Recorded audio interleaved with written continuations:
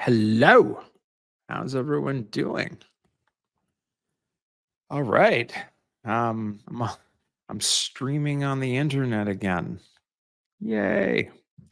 What shall we talk about? Well, maybe I should introduce myself first.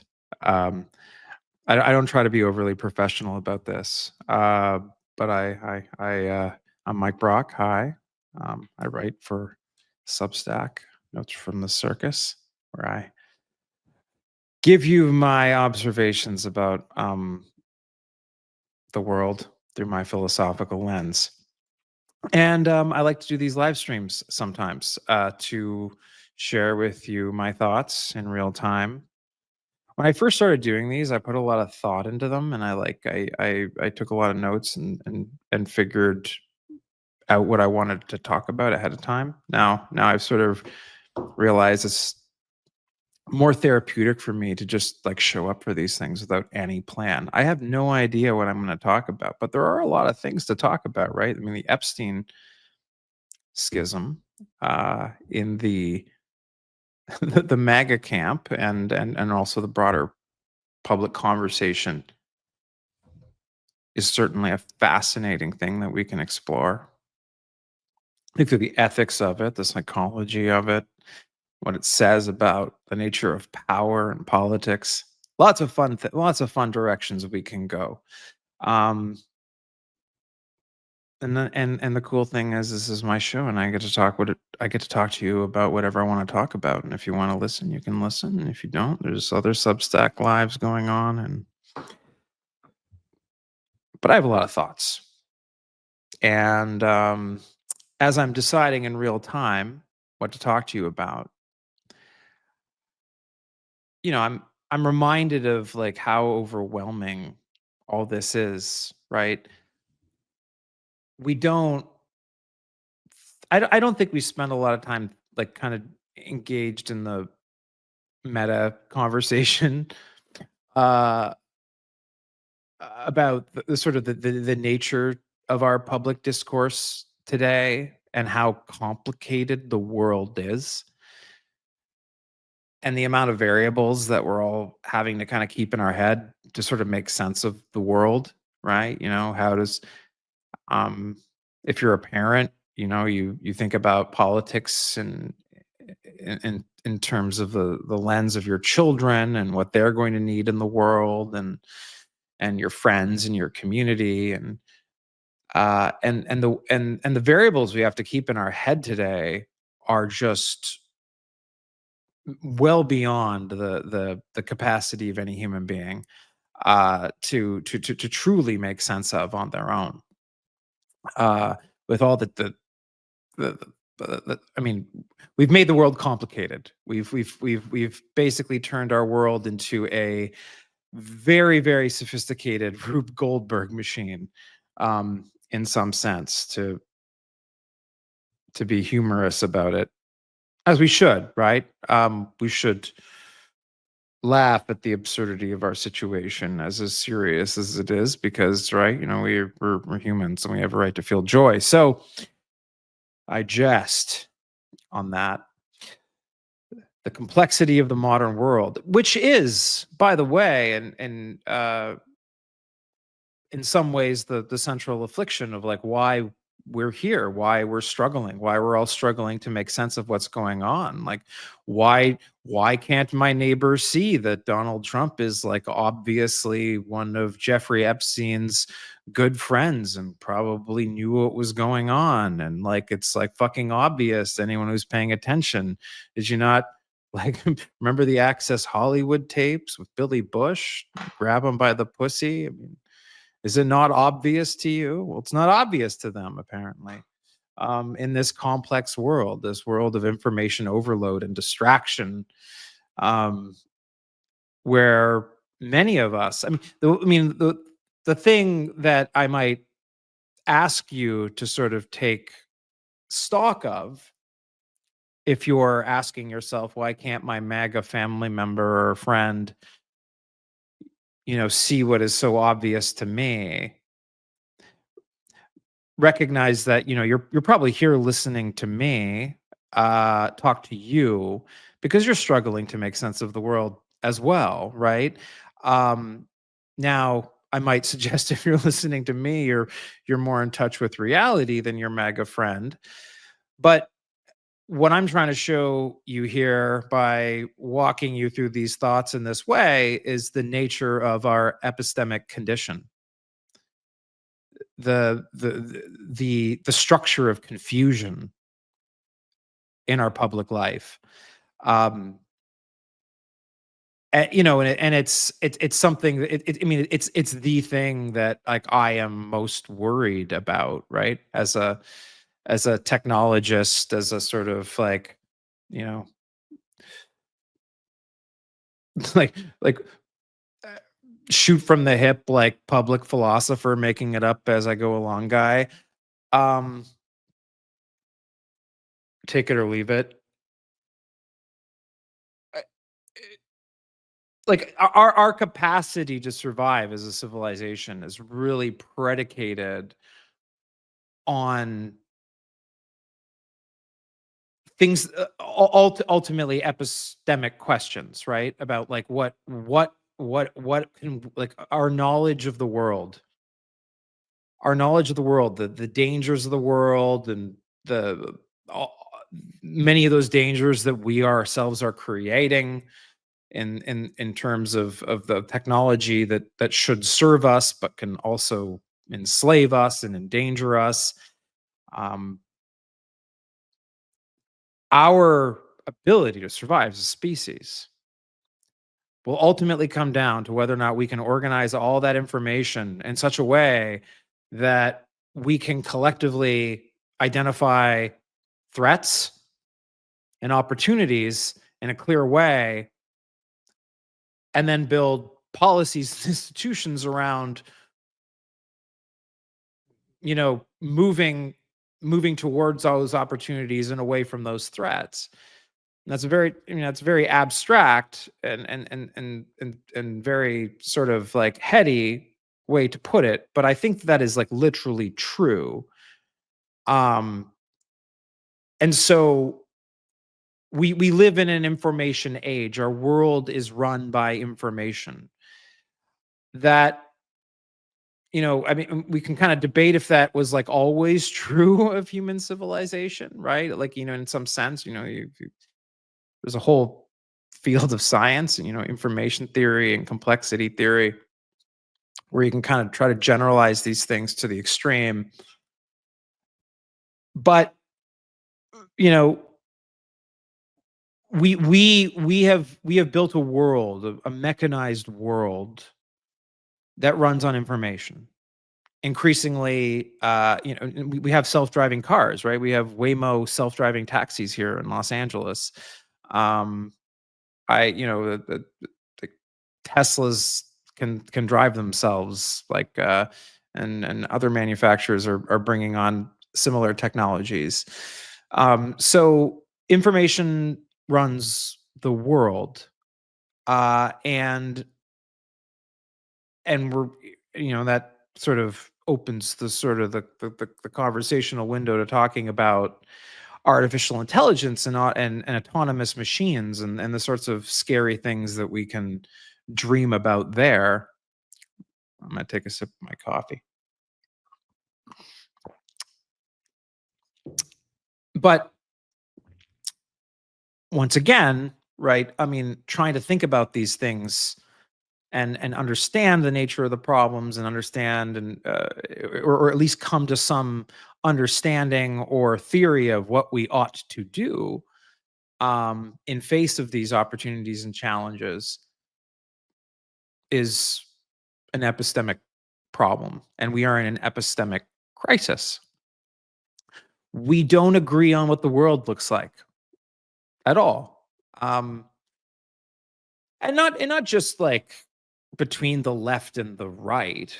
Um, that's not the only fissure, not the only point of cleavage, in our social epistemology.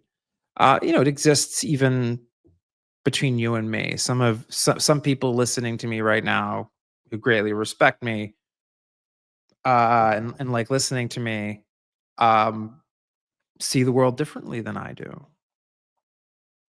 in way in ways that we might get very upset at each other about, if that ever became the sort of the main topic of debate. That's not something I think we can ever escape, right, in the human condition, because ultimately, right, like, we experience the world through our senses. We move through the world, with our eyes and our ears, and or through other means for people who are seeing impaired or hearing impaired, um, through our through our ingenious systems of writing, uh, and in the case of, I guess, for blind and deaf individuals, like, the tactile communication, braille. I mean, just thinking about these things, right? I mean, like, there's like, how beautiful is it that as a species that we developed a way for people who are deaf and blind to be able to enjoy the beauty of knowledge, and sort of the shared human experience through the writing. We developed a system like braille. Like, that to me is an example. It's like proof that, like, love exists in the human condition. um and it's like and it's something that, you know I base, like, a lot of my faith in the liberal notion, or the liberal ethic and view of the world, is that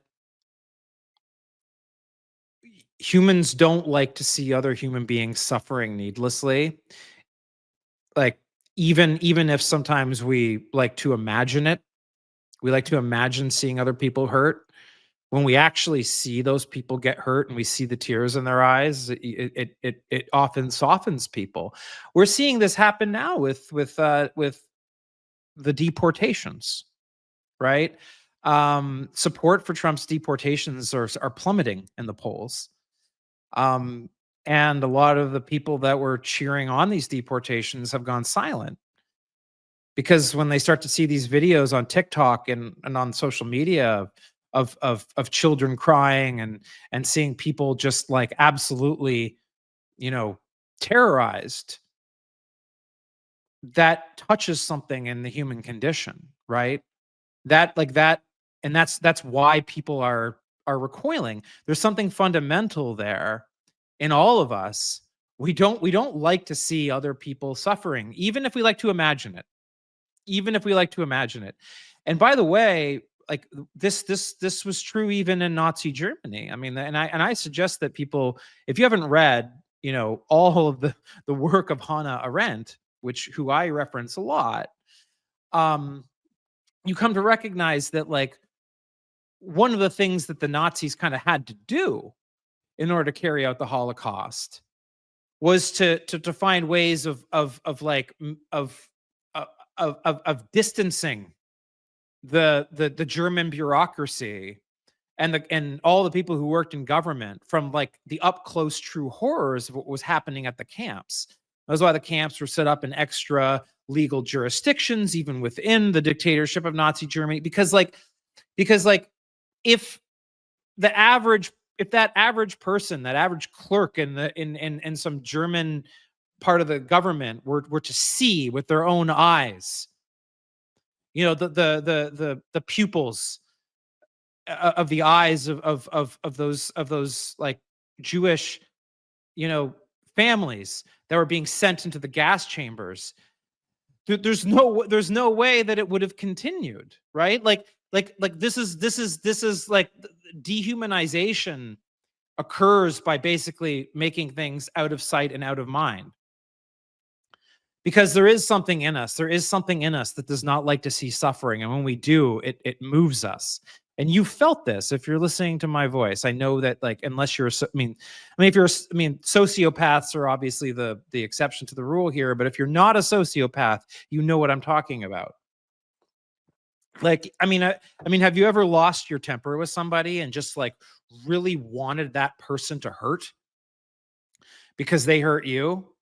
And then you do something to hurt them, you say something to hurt them, and then like you feel, and then when the change happens in their facial expressions, and they become teary-eyed, suddenly you feel like an awful person.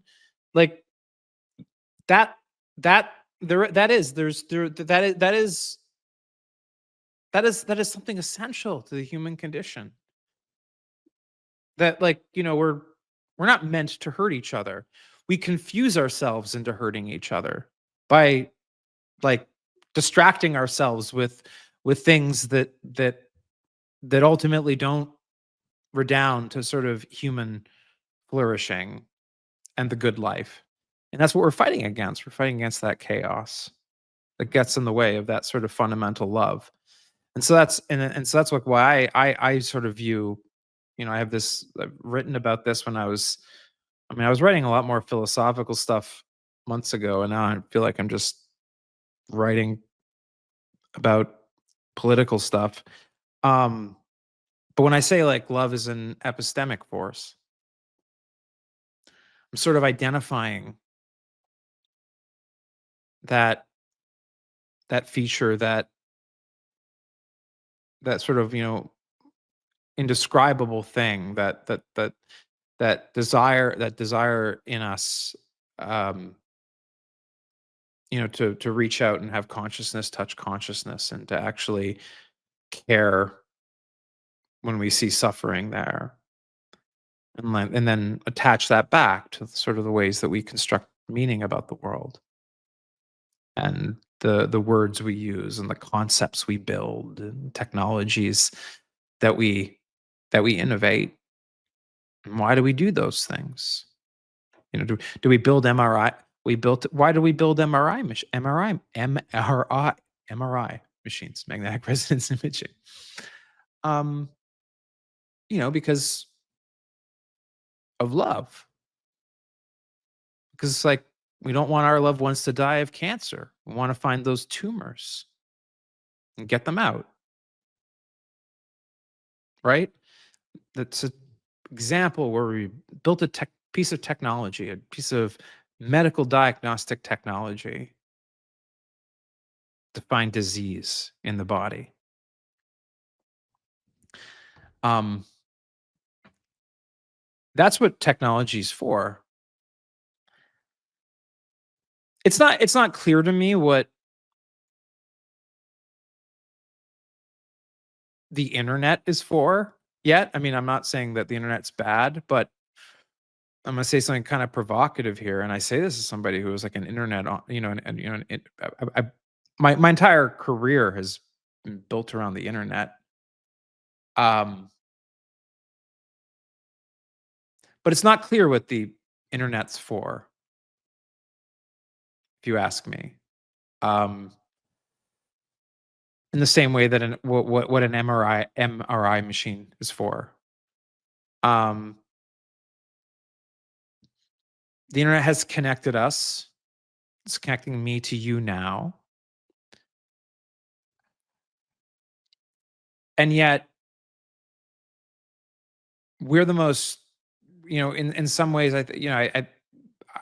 people who research this. I'm not I'm not a sociologist or an anthropologist, but I read about, I read people who are worried about things like this loneliness epidemic that we have, this sex recession that's occurring in young people, and it's very clear to me that we're increasingly living our entire social lives through screens that we hold in our hands.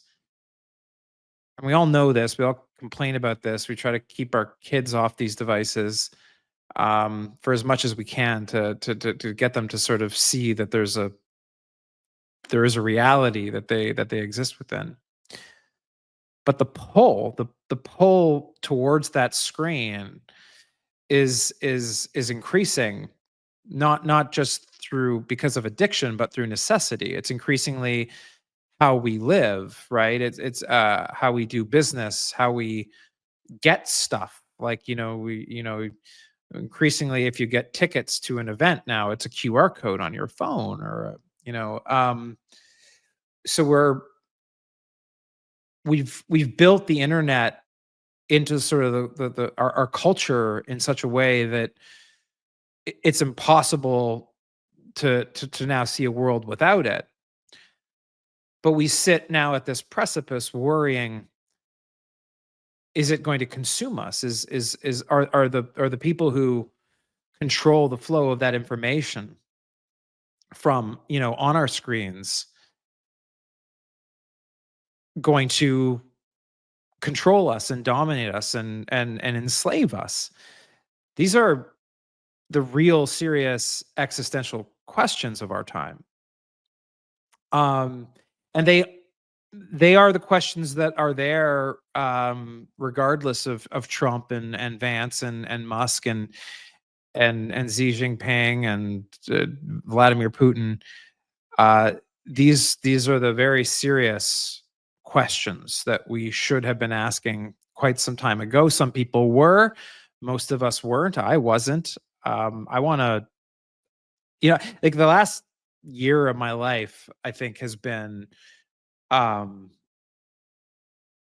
a difficult adjustment for me in terms of like how I sort of perceive reality, because I do come from that sort of Silicon Valley world where I saw this technology, the sort of the app economy, the rise of digital currency as these sort of obvious goods for the world. And I do want to say that, like, I don't think it's as simple as saying they're not good for the world, in the sense that, you know, to the extent that technology has been alleviating poverty around the world, and it is, right? Like, I mean, our technological progress, the ability to use the internet to educate and make information available, has is actually helping, like, bring millions of people out of poverty around the world. And so it is pulling people up. But then there's this paradox on the other side, where once you get past the sort of like basic step of sort of being in abject poverty and then sort of moving up the ladder into something that looks like a stable middle class life, you then have to sort of like look at, like, well, what is like this, what is the nature of this world that we're living in, what is the sphere, what's the psychological and social landscape, of the modern day middle class life. And it's TikTok and, and YouTube, um, and and Uber. And so, and and we see, like, we see the mental health crisis that in young children, right? Like, suicide rates are rising, um, among young kids. And I mean, I think we have to admit to ourselves that, um, the it it's not obvious. This is not obviously, like, healthy for human beings, to say the least. We're embodied beings, right? Um, I think one of the big philosophical mistakes I think people make when they think about what it means to be a human. You might think of yourself. You think of your consciousness maybe as the sort of thing that sits right behind your eyes. Consciousness is looking out from behind your eyes. Um, and You might think of it, if you're sort of an engineering type minded person, you might think of it as like sort of ultimately just a information processing system. That's what consciousness is, and that's what AI is, and everything around that sort of ball of like consciousness, of this sort of whatever this like coherent information processing entity is. And I'm not saying that's how I view it. Like, I have a nuanced view. I can talk about my view of consciousness in some future conversation. I'm just trying to describe how I think a lot of people think about it. And they think that, you know, the world around that conscious experience is just a set of rational problems to be solved with logic and science. Um, and that there's the thing that and the thing that needs to be done is to efficiency maximize the conversion of, you know, like raw materials into stuff that like our minds desire. And there's and I think, that's like the way that like Elon Musk like views the world, right? It's a very inhuman way um to think about the world. I think a healthier way to think about, where you are in the universe, and this place that right now, is you're an embodied being. You're not you're not just your mind, you're also your body. You're in the world. You're walking around in the real world. You're sleeping in a bed. You're somewhere right now. Um, and that's not like semantic. That's not incidental. It's fundamental. I mean, your consciousness emerges from this assemblage of of you, right?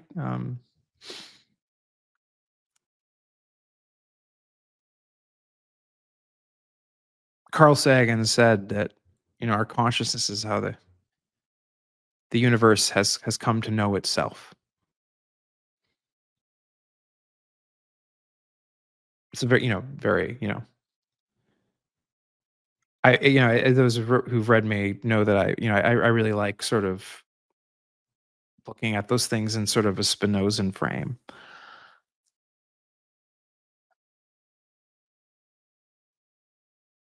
But I think we need to find a way back to that recognition. We need, I don't know how we get back to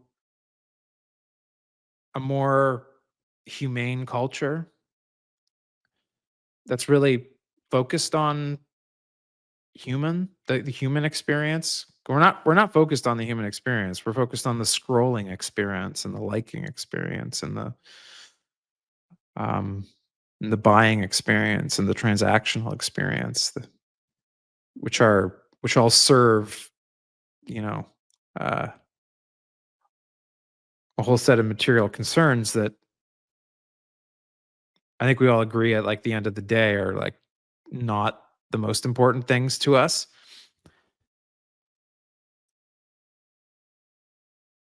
But that's like the challenge. That's a challenge. That's the challenge. Um, and I think everyone. I don't. I mean, I think at the end of the day, I think even people on the right, people who disagree with me most, right, are also just like searching for that. But I think they're very confused about how to get that. They think the way they're going to get that is by removing people like me from the world. Um, the real, but they're, but the reality being that they've been. I mean, this is sad. I mean, this is going to sound bad, but I happen to think this is true. MAGA is pathetic, not in a I want to I want to be very uh specific about what I mean when I say MAGA is pathetic. Um I actually mean that in an empathetic way. I don't mean that in an insulting way. Like the path the pathos of the situation needs to be like let's think of it this way. This is when I look at MAGA, this is what I see. I see people that I know, some people I love who have been captured by this. Um, their fears and their desires, and their wounded memories have been weaponized and used against them by a set of business interests, like say Rupert Murdoch and Fox News and Newsmax and Rush Limbaugh, um, that took advantage of these people and convinced them that what they needed to do was to stand behind people who would go to Washington and attack their cultural enemies, people like me, but whose real goal was to, you know, destroy the government and transfer political power from democratic control to private control to business elites.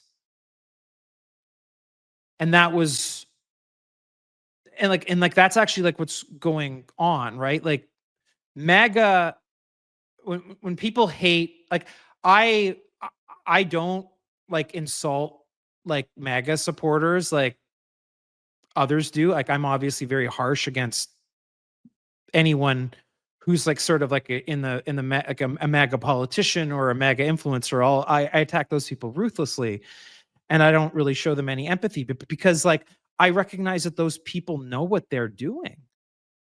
They know they're weaponizing people. They know they're lying. Like Benny Johnson knows he's lying, and he doesn't give a fuck. He doesn't give a fuck. Um, he's willing to say whatever he can for a buck, basically. He's found his little niche in existence where he can make millions and millions of dollars, um, convincing uh, people who don't know any better, quite frankly, to vote for someone like Donald Trump. So Donald Trump will basically allow them to enrich themselves by tearing apart our collective inheritance, right? Which is the republic that we love. Like that is why MAGA's pathetic. It's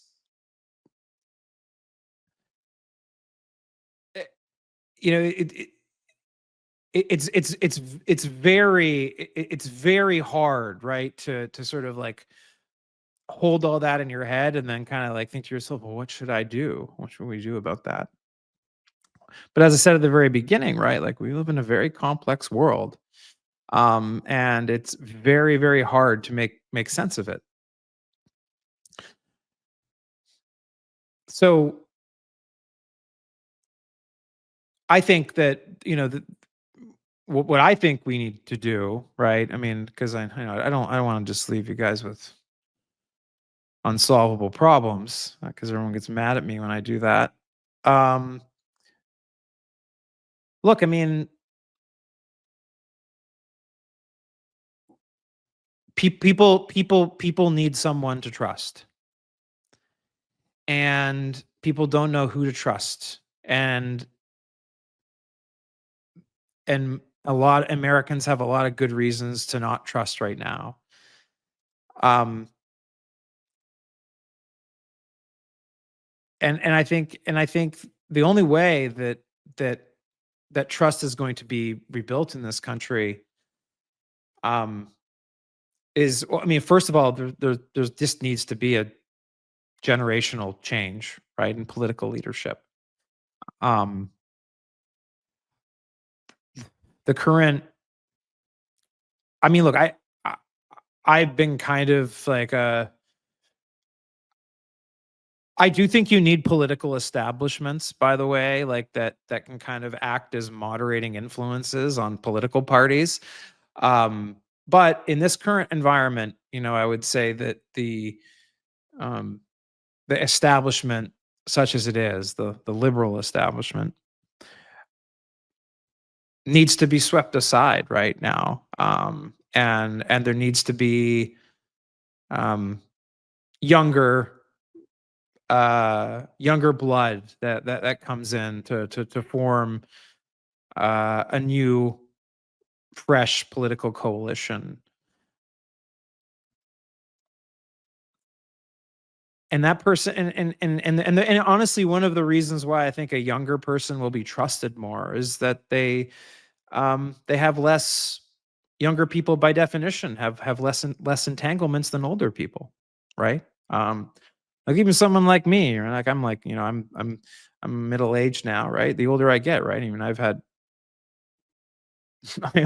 I have lots of relationships, and people could look at those relationships and go, "That doesn't make sense. Why was Mike friends with that guy? He said this and that." And it's like, um, younger people, younger politicians have less of those problems because they've had less time to make moral compromises.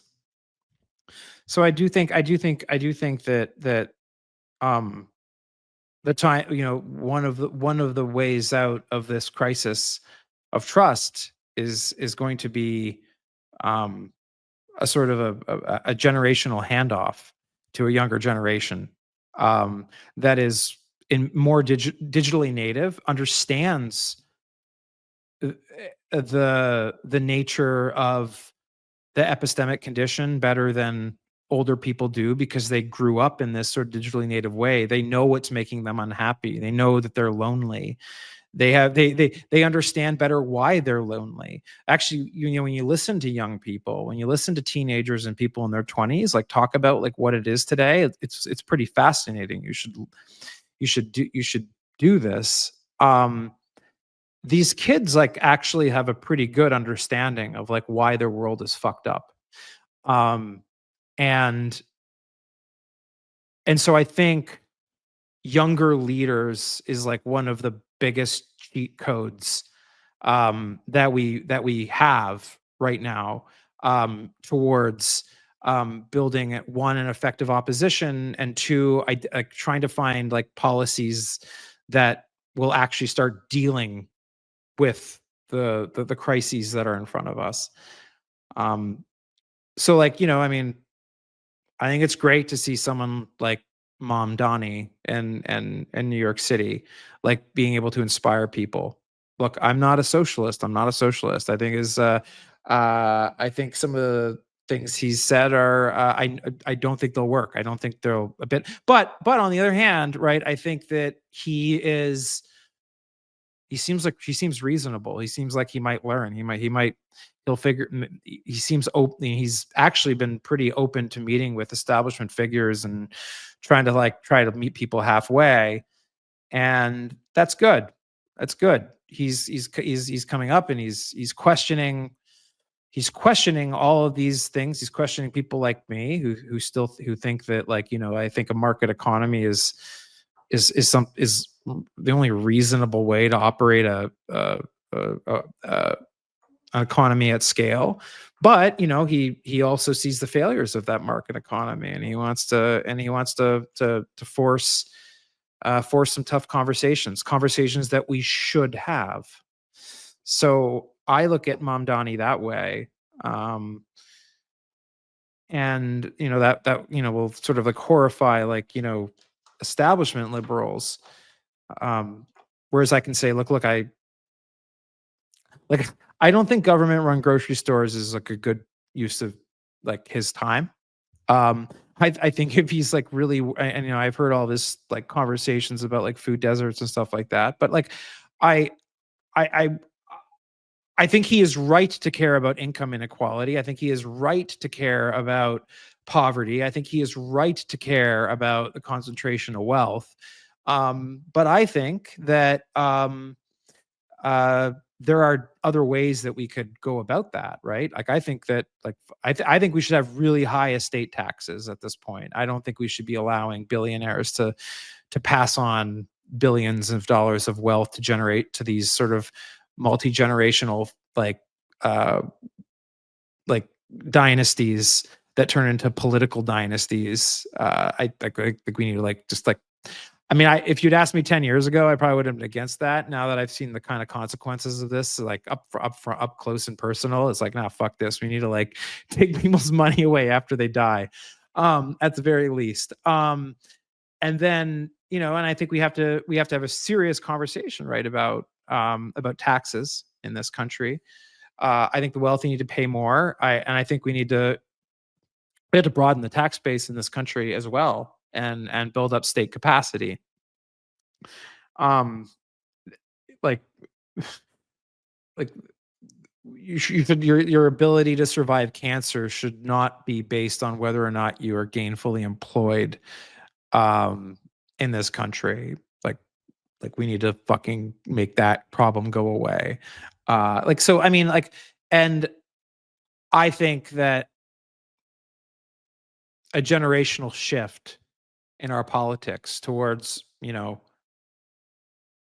politicians who are in their 30s and 40s is desperately what the Democrats need to let happen now. I mean, Chuck Schumer needs to like get the fuck out of there, and hand the baton to somebody who's younger, because these people understand the cultural problems, the political and economic and cultural problems better than like people in their fucking 60s and 70s. They'll never be able to understand it because they simply have not grown up in the epistemic environment that these younger generations have.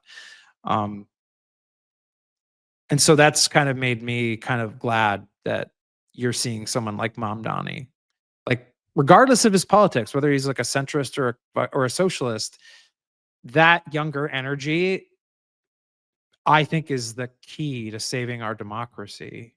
Um, and so I'm here for it, and I hope we see more younger politicians like that popping up, especially in local politics as well. That I think that's a position that I've come to. I mean, I know there's always going to be the counter argument that like older people are wiser. That's true. You know what I think we should have older judges. Like I think there's like certain kinds of like, if I'm just gonna like go, I didn't have a plan on what I'm talking about, but I think there's like certain like kinds of jobs where I think the older you are, like you're probably like better. I think judges is an example of that. Like I'd much rather like like be before a judge in their like 60s than one in their like 30s. I'd rather like somebody who was just like completely like institutionalized in a um and so I think that those are I think that's an example of that. But for politicians like members of Congress, no, I think we need younger people and younger, maybe a president in their 50s, not in their fucking 70s. Um, because I mean, I think there's a real challenge. I think to having a, a, a president. I mean, maybe I'm well. I'm open to it.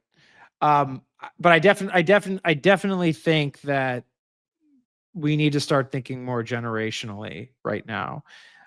One of the reasons why our institutions cannot react to the epistemic condition of our time is our institutions are run by people who do not live in the dread, the the depths of that epistemic condition, which are our youth, um, young adults, um, and those people need to be elevated in these institutions such that these institutions can learn about like what it means to like live like that, so they can see these problems, they can feel these pains, and we can start thinking about like policies and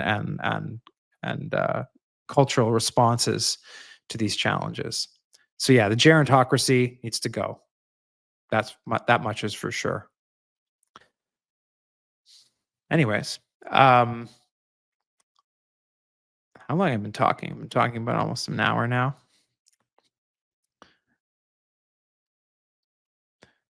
That's my yeah, that